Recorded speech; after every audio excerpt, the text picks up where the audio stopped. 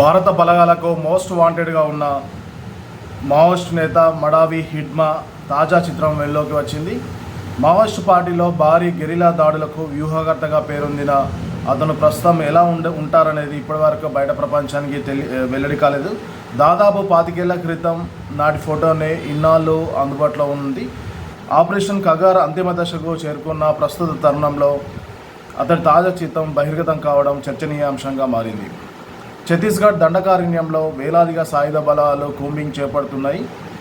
ఈ క్రమంలోనే పలు ఎన్కౌంటర్లు చోటు చేసుకుంటున్నాయి. కర్రెగుట్ట నుంచి మొదలుకొని అబూజ్మడ్ పర్వతాలతో పాటు నేషనల్ పార్కులో అణువణున జల్లెడ పడుతున్నాయి భద్రతా బలగాలు. మావోయిస్టు పార్టీకి కోలుకోలని ఎదురుదెబ్బలు తగులుతున్నాయి. కొద్ది రోజుల క్రితం పార్టీ దళపతి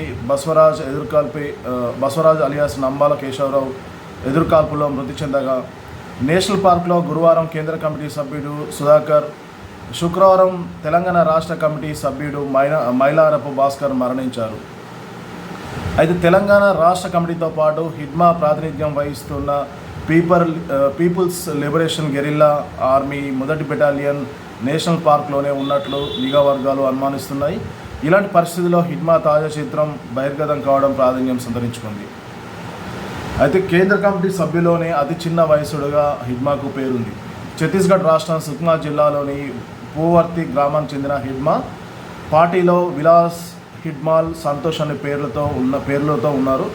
ప్రస్తుతం అతడి వయసు 51 సంవత్సరాలు. మరియు మురియా తెగకు చెందిన హిడ్మాకు హిందీ, గోండి, తెలుగు, కోయా, బెంగాలీ భాషల్లో మంచి పట్టు ఉన్నట్టు తెలుస్తుంది. దండకారణ్యంలో పార్టీ శ్రేణులను ముందుండి నడిపించడంలో ఆరితేరారు. భారీ దాడులకు వ్యూహకర్తగా గుర్తింపు ఉంది. అడవుల్లోని కేంద్ర బలగాలు క్యాంపులపై మెరుపు దాడులు నిర్వహించడంతో నిష్ణాతుడు.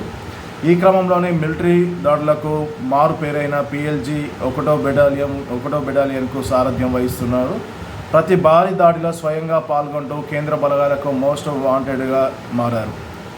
కొంతకాల క్రితం కేంద్ర కమిటీలో స్థానం సంపాదించారు. ప్రస్తుతం హిడ్మా అనే కేంద్ర కమిటీలో అత్యంత పిన్న వయసుడిగా పేరుంది. మరోవైపు గత 2 రోజులుగా జరిగిన ఎన్కౌంటర్లు అటు సుధాకర్ కానివ్వండి, కేంద్ర కమిటీ సభ్యుడు సుధాకర్ కానివ్వండి, తెలంగాణ రాష్ట్ర కమిటీ